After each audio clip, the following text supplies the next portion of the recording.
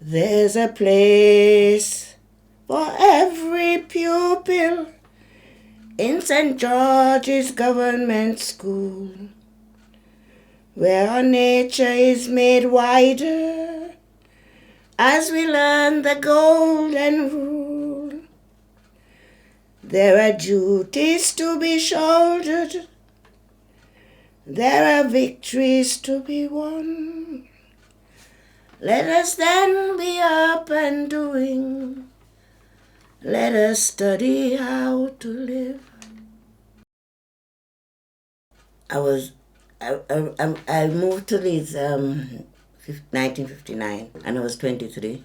I traveled by a ship called the Surrento. It was a 2-week journey. It was sort of different to what I thought of England. And, I thought, well, every thing was bright and, easygoing. It was quite industrialized, and you could see the industry, was prevalent. I was born in Jamaica in 1939. I was 20 when I moved to Leeds in 1960. Caught a train from King's Cross very early in the morning, about 4 o'clock. When I arrived and started getting a feeling of the place, I could see that it was so different from what I'd known before that it's going to take quite a long time to get settled in and feeling comfortable. I never thought about returning to Jamaica either as a visit or anything. For 20 years, I never had any issues of acceptance. The people I met were all friendly, really. Fitting in, into the English life. I wasn't aware of a community as such. It was like family, friends. Personally, I didn't face any really, but I was aware of it because those days they used to talk about color bar, and the fact that no blacks, no Irish, something. I wasn't personally involved, but I was aware of what was said. I just felt like I didn't come all this way, these thousands of miles, to spend my time inside a shop. I want to get out and see what's going on. I thought it'd be a good idea to get a job on the buses that would take me around. I got into housing in back end of 1970s, I think.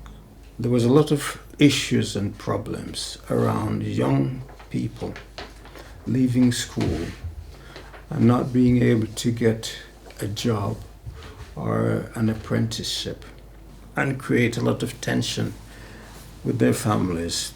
What we felt was needed then was to find some way of providing some sort of accommodation and support.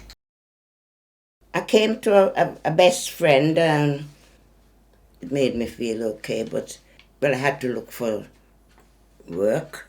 And my husband was a local preacher in the Methodist church, local Methodist church. So actually the church meant a lot, and as I said, I did several jobs before. Roscoe Church did set up the West Indian Family Counseling Service, which is a project, outreach project and listening. I did do a course in counseling. I applied for the job because I think there was a worker before me, but I got to be the family counselor at Roscoe.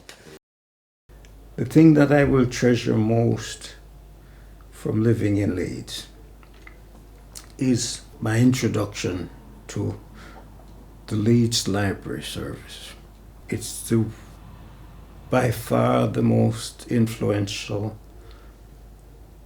and the most positive thing I've had in my 60 years in Britain. When I first came and worked in that tailor shop at the end of Roundhay Road, somebody I worked with there, I can't remember whether I asked him if there's a library about, but he told me that there's a library right at the end of the street. And one lunchtime, I went down and went into the library just to see what it was like. And it was the biggest discovery I made. And you could just go in and borrow 4 books, keep them for 2 weeks, return them, and it didn't cost you a thing, not a penny. Wherever I moved to in Leeds, I would always find out where the nearest library was. Looking back, I think that saved my life in a way, yeah, because I was lost in terms of what to do, you know. But if I can get a book and get absorbed in it, that was good. That was good for me. There's a place, oh, may I find it, where my mission I can fill, be it humble or exalted, may I hold it with a will. Help me, Lord, from this day onward, find and occupy my place.